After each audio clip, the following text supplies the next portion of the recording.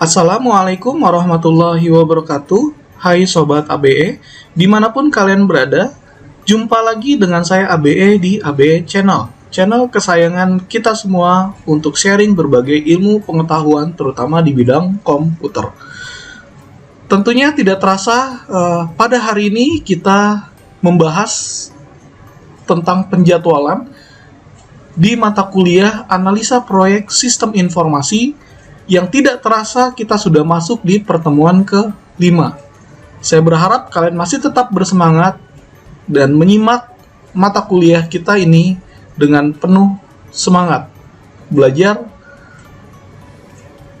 dan tetap jaga kesehatannya. Oke, sebelum kita masuk, seperti biasa, teman-teman bagi yang belum melakukan subscribe, ya diharapkan kalian melakukan subscribe, dan bagi yang belum like and share, ya silakan kalian like and share jika itu diperlukan. Dan yang belum menulis komentar kehadiran bagi mahasiswa, silakan kalian menuliskan di kolom komentar untuk NIM, nama, dan kata hadir untuk mata kuliah kita di analisa proyek sistem informasi sebagai bagian dari absensi kalian. Jadi sebagai double cross check selain dari e-learning yang sudah kita lakukan.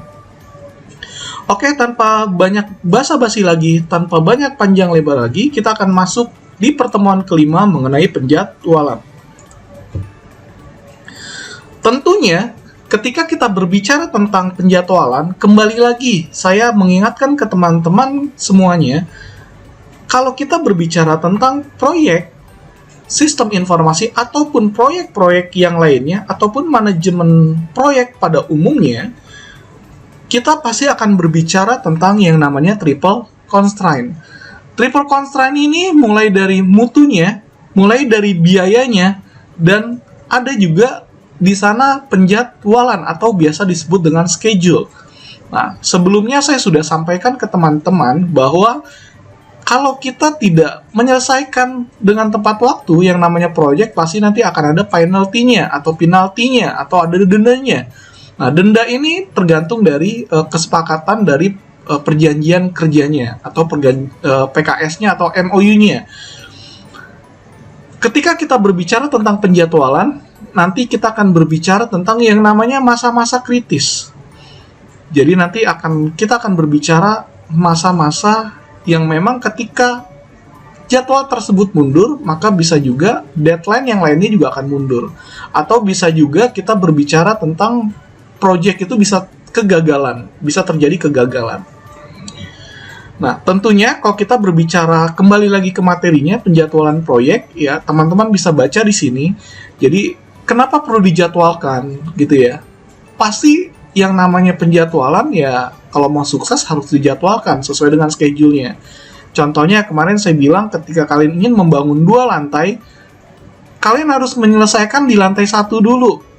Misalnya kalian menyelesaikan untuk fondasinya untuk lantai 1 dan lantai 2. Lalu kalian berbicara tentang struktur bangunannya, batanya dan sebagainya. Ketika itu sudah bisa berjalan, maka di atas pun bisa berjalan, didak dan sebagainya. Dan tentunya sebelum melakukan pembangunan rumah, ya kalian harus menyiapkan lahannya terlebih dahulu. Itu kalau kita berbicara tentang pembangunan rumah. Begitu pula dengan membangun sebuah sistem informasi. Kita selalu mengenal yang namanya SDLC.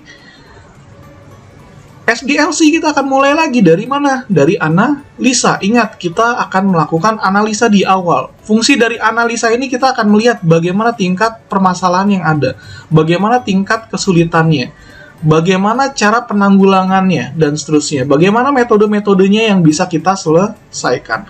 Lalu dilanjutkan dengan desain. Pada saat desain, nah desain ini termasuk dengan data-data kita akan menjadwalkan sebuah proyek tersebut.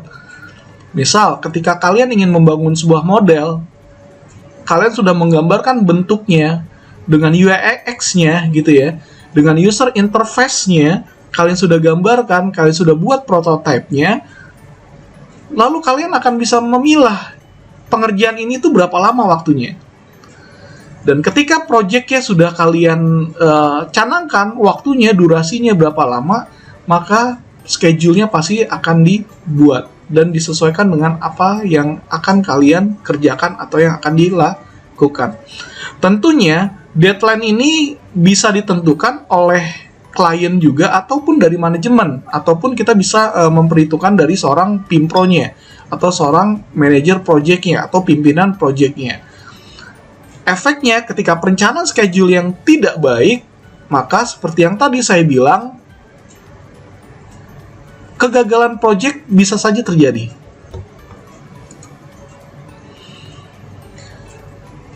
Kalau kita melihat dari penjadwalan project, ternyata kegiatan-kegiatan yang ada, prosesnya, itu harus semuanya tertulis. Mulai dari penyediaan bahan bakunya, mulai dari tenaga kerjanya, atau SDM-nya, atau resource-resource yang ada, lalu jenis pekerjaannya, atau aktivitas yang akan kalian lakukan, itu harus tertuang detail di dalam penjadwalan.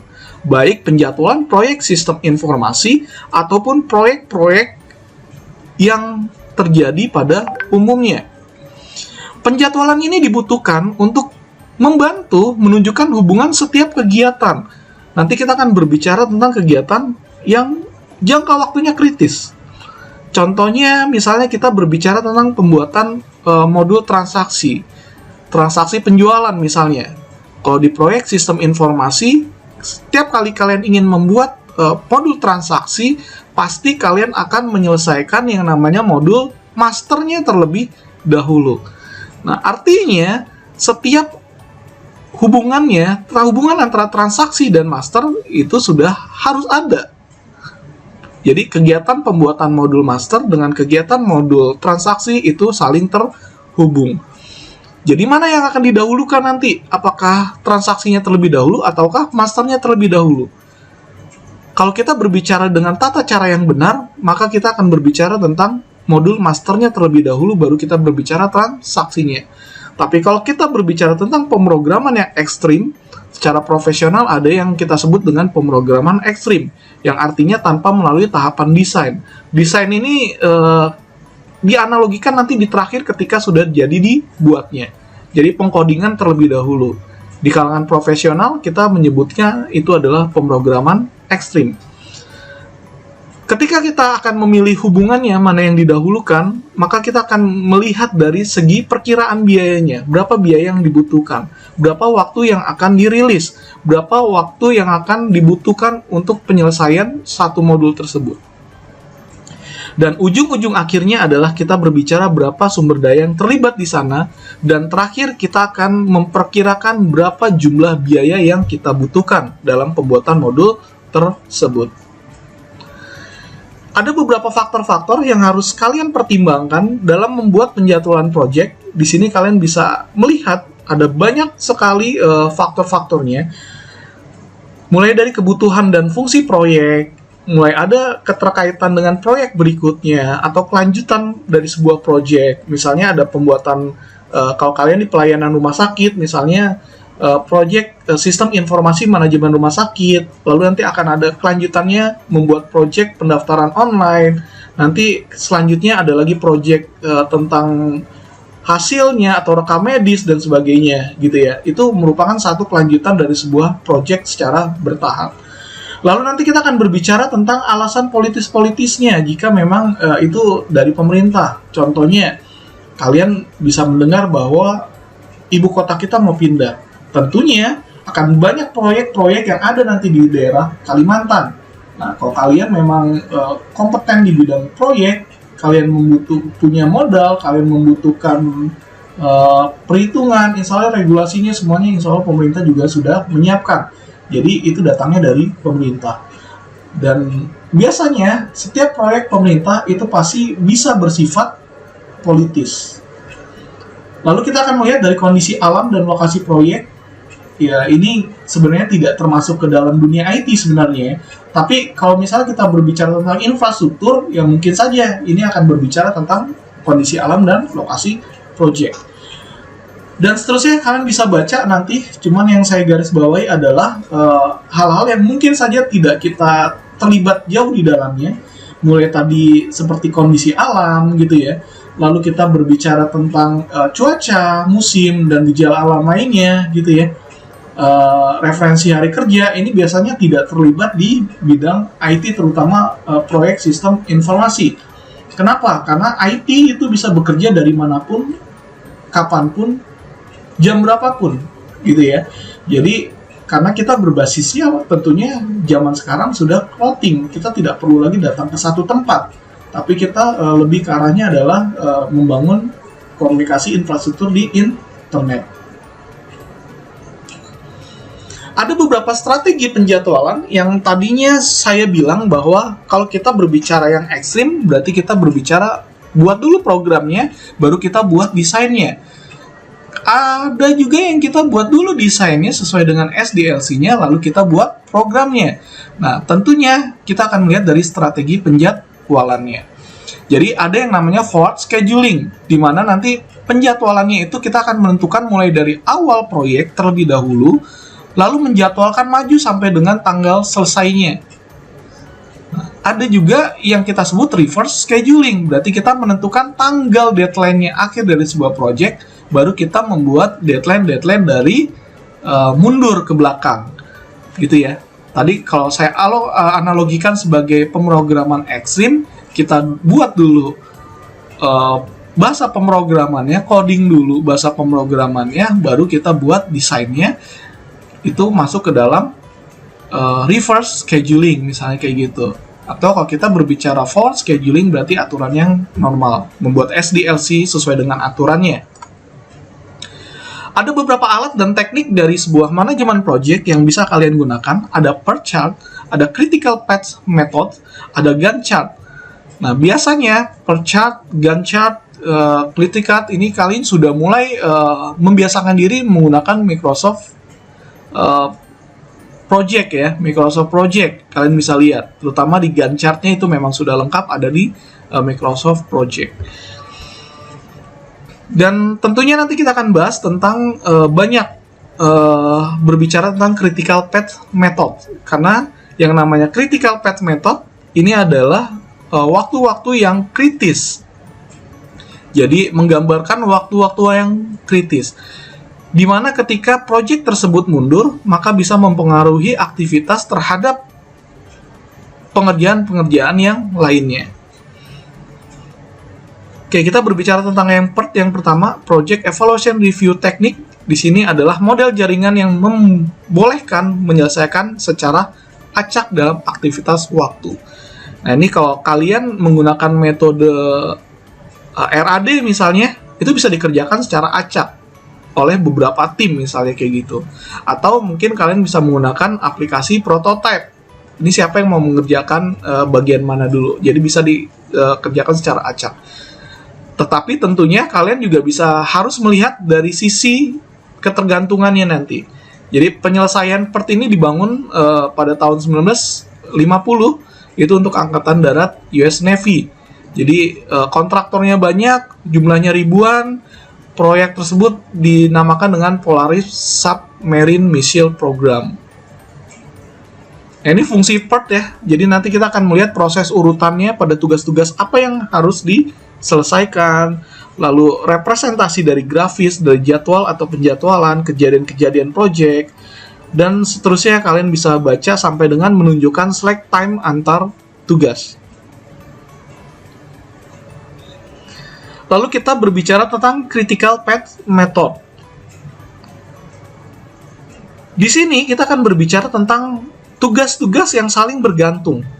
Jadi ada ketergantungan. Kita akan bahas lebih di sini. Di mana semuanya itu memerlukan waktu yang lama dalam menyelesaikan tugasnya. Misal, secara gambar nyatanya, kalau kalian mau membangun sebuah rumah, tadi saya bilang lantai 2, kalian harus menyelesaikan fondasi di lantai 1 terlebih dahulu, baru naik ke lantai 2. Ketika lantai 1 saja kalian belum buat, ya berarti kalian tidak bisa melanjutkan pekerjaan lantai 2. Contoh lainnya lagi, misalnya kalian ingin membangun fondasi, tetapi kalian tidak meratakan struktur tanahnya. Nah, ini juga nanti akan jadi masalah. Berarti sebelum melakukan pondasi, kalian harus meratakan struktur tanahnya. Ketika struktur tanah ini tidak dikerjakan atau molor waktunya, maka kalian tidak bisa membuat pondasinya. Jadi pekerjaan itu saling tergantung dengan pekerjaan yang lainnya. Untuk itu, project manager pasti akan melakukan pemonitoran atau monitoring yang lebih terhadap nilai-nilai yang kritikal atau tugas-tugas atau aktivitas yang kritikal. Karena ini bisa mengganggu jalannya sebuah project. Kembali lagi saya ingatkan, ketika projectnya ini makin molor, berarti nanti akan ada biaya yang lebih yang ditimbulkan, lalu akan ada hal-hal lain yang bisa muncul di kemudian hari. Contoh lainnya, ketika tidak diselesaikan, pasti terkait dengan materi akan ada penaltinya. Kalau kita berbicara tadi critical path method, nanti kita akan berbicara tentang jalur kritisnya, di mana jalur kritis ini adalah path atau kegiatan-kegiatan di dalam jaringan tugasnya. Jadi path ini adalah urutan kegiatan yang berhubungan dalam sebuah project. Nah, kalau tadi saya bilang kalau kalian mau membangun rumah, ya urutannya adalah kalian bersihkan lahan dulu, kalian bangun pondasi, baru kalian melanjutkan pekerjaan yang lain sesuai dengan aktivitasnya. Jadi nanti jalur kritis berarti jalur yang menunjukkan kegiatan kritis dari awal sampai dengan akhir kegiatan. Jadi sampai dengan diselesaikan kegiatan tersebut berarti disebutnya adalah jalur kritis atau kegiatan kritis. Nah, kegiatan kritis terjadi jika, nah tadi saya sudah jelaskan, terjadi penundaan waktu kegiatan mempengaruhi dari penyelesaian proyek secara keseluruhan. Ini yang disebut dengan kritis. Kalau dia tidak mempengaruhi kegiatan secara keseluruhan, ya berarti bukan dinamakan waktu kritis. Contohnya, kalian sudah melakukan pondasi, kalian sudah melakukan pondasi lantai 2, tapi kalian belum melakukan misalnya belum melakukan pemasangan keramik di lantai 1. Nah, pemasangan keramik ini tidak mempengaruhi jadwal di lantai 2 gitu, bisa dilakukan secara bersama-sama. Jadi tidak disebut sebagai waktu yang kritis. Ada lagi misalnya, kenapa disebut pasang keramik kritis? Mungkin saja kalian bisa melihat, waktu kritis pemasangan keramik terjadi ketika semuanya sudah hampir mau selesai, daun pintunya sudah mau jadi, harus dipasang dulu, harus bisa terlihat rapih dan sebagainya, atau mau dicat dan seterusnya. Nah, ini juga bisa terjadi seperti itu. Intinya adalah semua kegiatan-kegiatan yang mempengaruhi kegiatan yang lainnya itu bisa dianggap sebagai waktu kritis atau jalur kritis atau kegiatan kritis. Waktu kritis ini terjadi jika waktu proyek tidak dapat dikurangi. Misalnya tadi waktunya membangun rumah 60 hari, ternyata gara-gara akibat waktu kritis itu ternyata bisa sampai dengan molor. Karena mungkin saja dari bahan bakunya kurang atau dari pondasinya mungkin belum kering sehingga tidak bisa gitu ya, tidak bisa lebih cepat kering. Oke, jadi kesimpulannya yang tadi sudah saya tekankan ke teman-teman semua, bahwa jalur kritis berarti akan terjadi penundaan, akan terjadi dampak yang signifikan terhadap penyelesaian sebuah project. Selanjutnya kita akan berbicara tentang perbedaan CPM dan PERT. CPM memasukkan konsep biaya dalam proses perencanaan dan pengendalian sebuah project, sedangkan PERT ini besarnya biaya berubah-ubah sesuai dengan lamanya waktu dari semua aktivitas. Jadi nanti kita akan berbicara bagaimana di dalam menentukan perkiraan waktu untuk pelaksanaan setiap aktivitas, CPM dianggap lebih memiliki dasar yang kuat. Jadi kita menentukan dulu rancangan anggaran belanjanya dalam sebuah project. Tapi sedangkan PERT ini biasanya rancangan anggarannya ini selalu berubah-ubah gitu, tergantung dari situasi dan kondisinya, gitu ya. Lalu bagaimana cara menggunakannya? Yang pertama adalah kita mengidentifikasikan semua tugas-tugas dan komponen-komponen yang ada. Lalu nanti kita akan mengidentifikasikan tugas-tugas yang harus diselesaikan, mulai dari yang pertama sampai dengan yang terakhir. akhir. Identifikasi tugas dapat dijalankan secara simultan dengan tugas 1, atau juga bisa diselesaikan dan dijalankan dengan tugas 2, dan seterusnya. Jadi sampai dengan durasi tugasnya sudah terbentuk. Dan yang terakhir adalah kalian bisa membangun sebuah diagram PERT dan tentukan jalur kritikal dari project-nya atau critical path-nya. Ada 2 konsep yang harus kalian perhatikan sehubungan dengan PERT. Yang pertama adalah event, yaitu suatu kejadian aktivitas dari suatu keadaan yang terjadi pada saat tertentu. Lalu yang kedua, kita berbicara tentang activity atau aktivitas dari suatu pekerjaan yang diperlukan untuk menyelesaikan suatu kejadian. Dan tentunya aktivitas kejadian-kejadian ini kita bisa melihat dari kejadian-kejadian yang lain juga, apakah saling bersinggungan atau tidak. Kita akan lihat di sini ada network diagram. Simbolnya anak panah di sini melambangkan kegiatan. Lingkaran melambangkan suatu peristiwa dan dibagi menjadi 4 ruang. Ada ES atau earliest start atau ruang sebelah kiri paling atas, atau yang biasa disebut sebagai paling awal, early start. Lalu yang di kiri bawah itu ada late start atau LS yang paling akhir. Lalu yang di tengah itu adalah nomor kegiatan dan lama kegiatannya. Nanti kita akan lihat. Ini adalah contohnya. Yang A ini adalah nama kegiatannya. Jadi yang di tengah ini adalah nomor kegiatan dan lama kegiatan. Jadi yang A ini nama kegiatan. Lalu yang 2 ini adalah lama kegiatan, ini biasanya hitungannya adalah hari. Lalu EF atau earliest finish, ini adalah saat selesai awal. Lalu yang LF itu adalah selesai akhir atau late finish. LS ini late start, ES ini early start, EF ini adalah earliest finish, dan LF ini adalah late finish. Hubungan antar kegiatan dummy tidak dibutuhkan, tidak membutuhkan waktu, sumber daya, dan ruangan. Dummy hanya menunjukkan logika ketergantungan yang bisa diperhatikan. Kita akan melihat hubungan antar kegiatannya, di mana kita akan melihat di sini ada hubungan seri. Berarti antara 2 kegiatan terdapat hubungan seri bila sebuah kegiatan lain tidak dapat memulai dikerjakan kalau kegiatan lainnya belum selesai dikerjakan. Jadi harus yang A dulu selesai baru bisa melakukan yang B-nya. Lalu ada hubungan paralel. Berarti paralel itu bisa dikerjakan secara bersamaan tanpa perlu menunggu kegiatan lainnya selesai. Jadi bisa memiliki peristiwa akhir yang bersama, peristiwa awal yang bersama, atau peristiwa akhir dan peristiwa awal yang bersama, atau awal yang berlainan dan peristiwa akhir yang berlainan. Itu juga bisa menyebabkan hubungan paralel. Contohnya, ini kita melihat dari sisi gambar kegiatan atau peristiwa. Di sini kita melihat adalah gambar A. Ini ada gambar sama-sama A gini ya. Ini jadwal kegiatannya itu ditandai dengan gambar panah. Jadi yang gambar yang sebelah kiri itu bisa diselesaikan oleh gambar yang sebelah kanan. Jadi mulai dari satu posisi dan berakhir pada posisi yang lain. Kita bisa melihat kalau seperti ini disebutnya adalah seri ya. Tadi teman-teman bisa lihat ya. Jadi tergantung.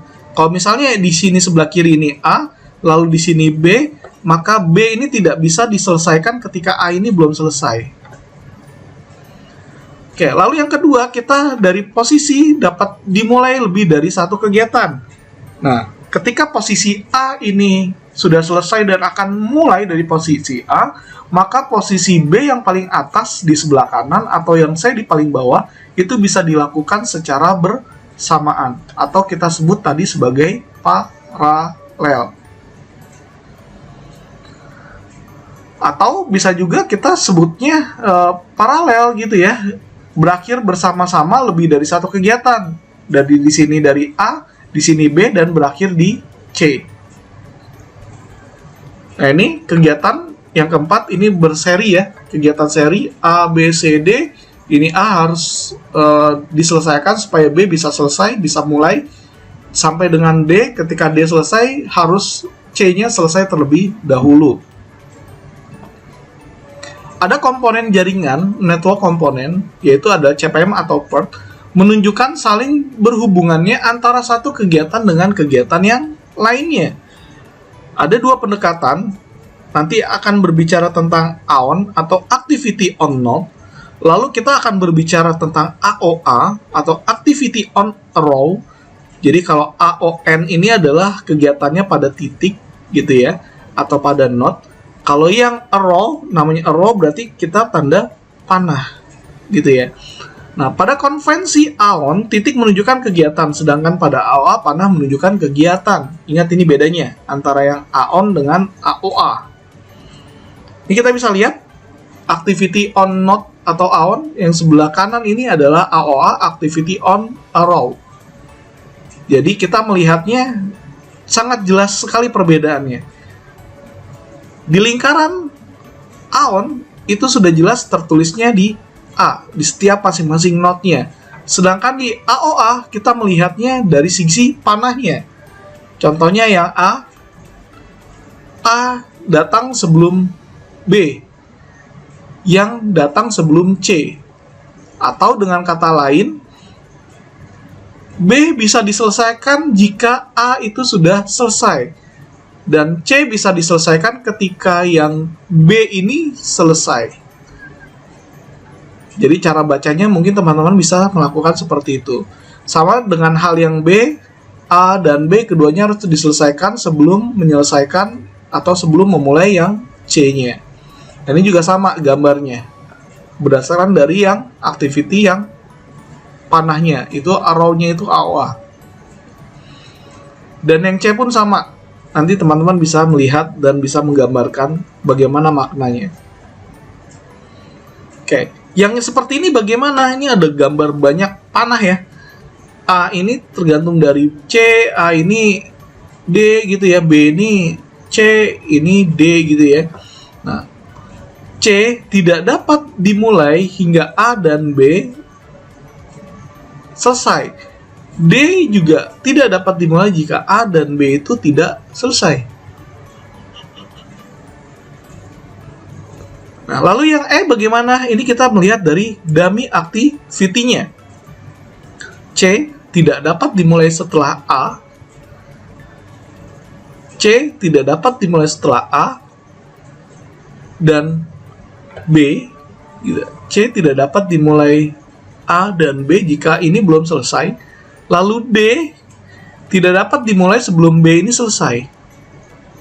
Jadi kita bisa melihat di sini yang D ini diselesaikan jika B-nya selesai untuk yang awalnya. Yang C bisa diselesaikan ketika A dan B ini selesai. Ini ada lagi yang F. B dan C tidak dapat dimulai jika A-nya belum selesai, sedangkan D tidak dapat jika berjalan jika B dan C-nya belum selesai.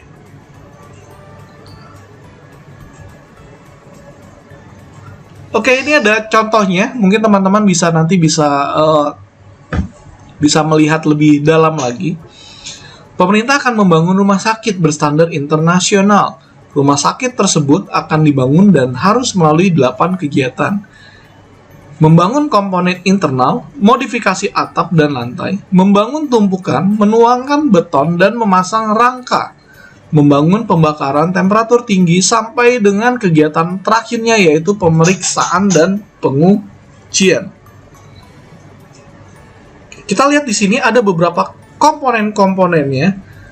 Dan teman-teman juga harus membuat predecessor. Predecessor itu apa sih? Predecessor ini adalah waktu-waktu yang harus diselesaikan oleh aktivitas yang sebelumnya. Misal, contohnya kita melihat di sini yang C. Membangun tumpukan, ini bisa dikerjakan atau bisa dilakukan setelah kegiatan A ini selesai. Jadi harus membangun komponen internal terlebih dahulu. Atau contoh lagi yang G nih, membangun alat pencegah polusi udara. Kita lihat di sini, predecessornya berarti D dan E, menuangkan beton dan memasang rangka, lalu membangun pembakaran temperatur tinggi. Jenis kegiatannya ini saling terkait nih. D dan E, ketika D ini akan diselesaikan, dia harus selesai A dan B terlebih dahulu. Dan seterusnya. Oke, ini gambaran untuk awan proyeknya. Jadi startnya tadi ada 2. Kita lihat sebelumnya ya, membangun komponen internal, modifikasi atap, ini berarti dijalankan secara berbarengan startnya. Lalu nanti ada A lari ke D, B lari ke D, ini C, E, F, G, H, dan seterusnya. Mungkin kalau di kelas nanti kita bisa lebih enak sebenarnya menjelaskan, bagaimana gambar mana dulu yang akan dilakukan, atau gambar mana dulu yang akan dibuat. A, B, C, misalnya kita ngeliat di sini A dan B, berarti kita buat lingkarannya A, lingkaran B, lalu C ini berarti diselesaikan dengan A, berarti nanti kita akan kasih not setelah A itu adalah C, lalu nanti yang D ini dibuat ketika A dan B selesai, berarti nanti garis bawah dari A-nya ke bawah, lalu kita turun di D-nya, lalu di C-nya nanti kita akan garis lagi, contohnya seperti ini. Dan seterusnya sampai dengan proses terakhir di H. Ini contoh yang lebih detailnya, memodifikasi atap, sampai dengan pemeriksaan dan pengujian.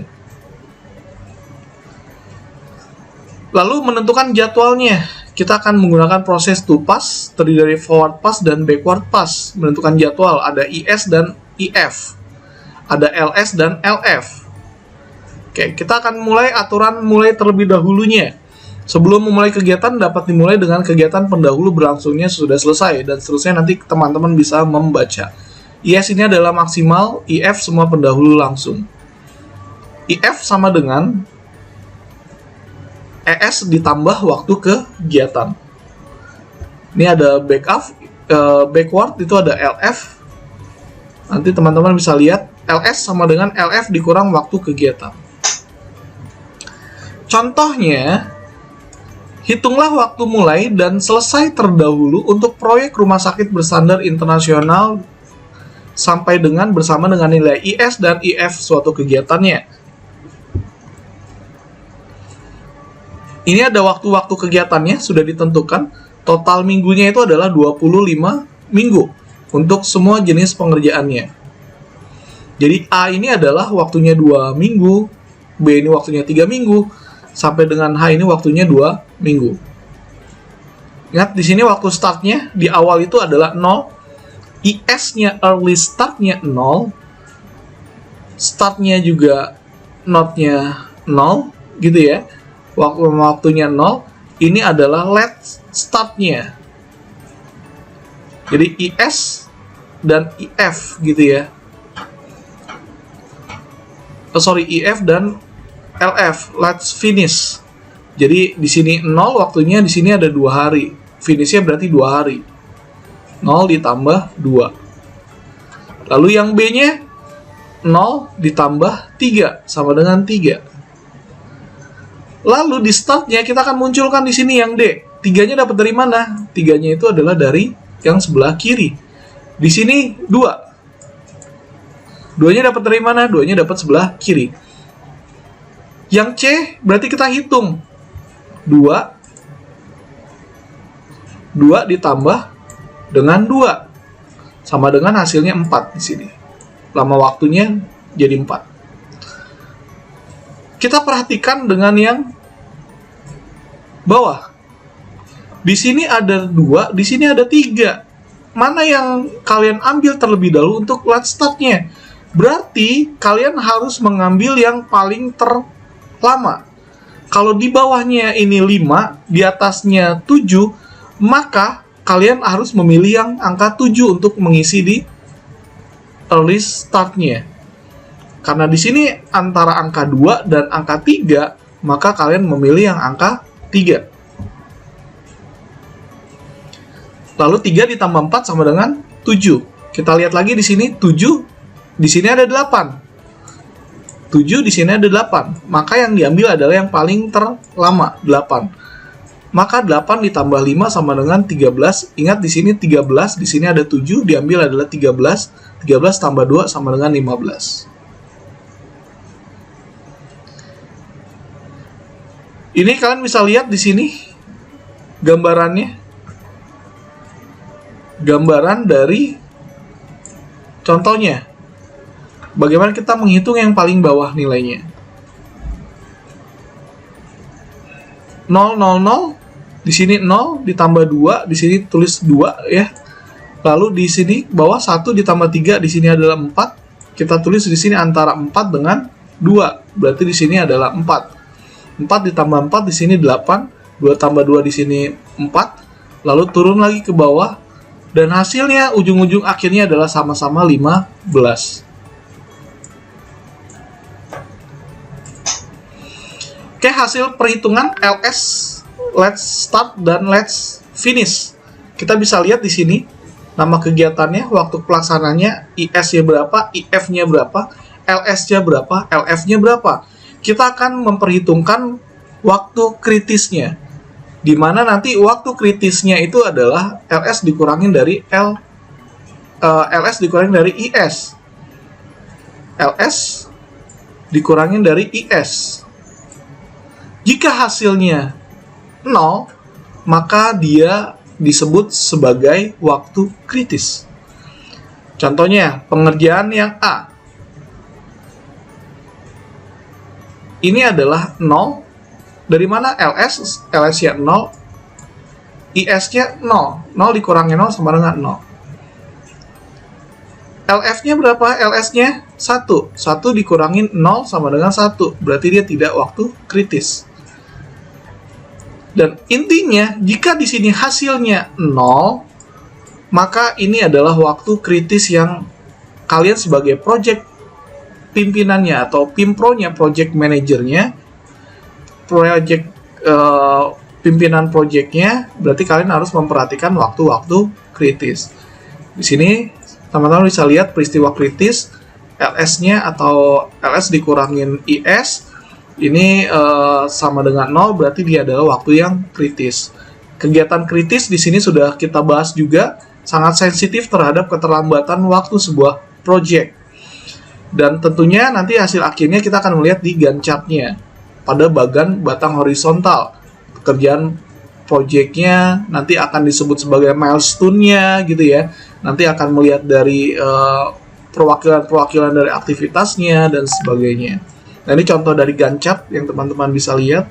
Ini ada, kita bisa melihat saling ketergantungannya nanti. Oh, ternyata di bulan ini, minggu ke ini, hari ke ini harus selesai nih semuanya. Kayak keuntungan dan kelemahan Gantt chart nanti teman-teman bisa baca sendiri. Ya tentunya mulai dari kesederhanaan, menggambarkan jadwal sebuah kegiatan atau proyek gitu ya. Dan ini bisa digabungkan dengan metode lain, dapat dipakai pada saat pelaporan gitu ya.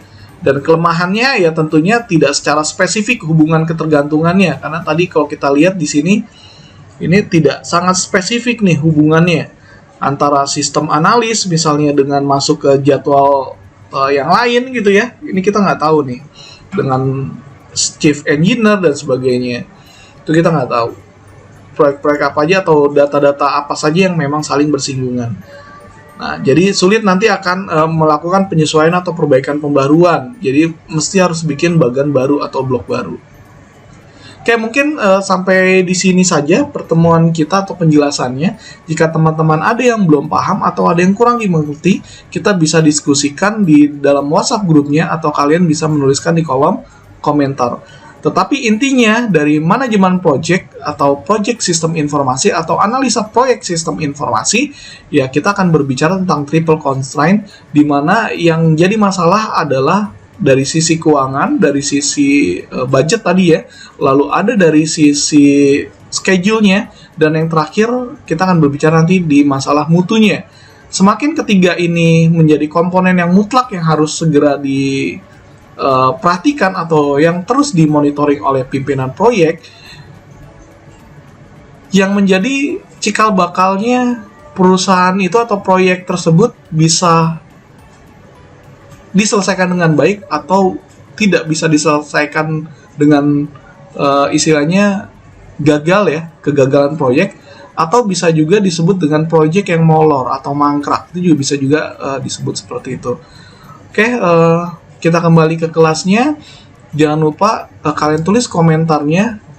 Bagi yang belum like, silakan like. Bagi yang belum subscribe, ya silakan subscribe. Sukses buat kita semua. Saya tutup. Assalamualaikum warahmatullahi wabarakatuh.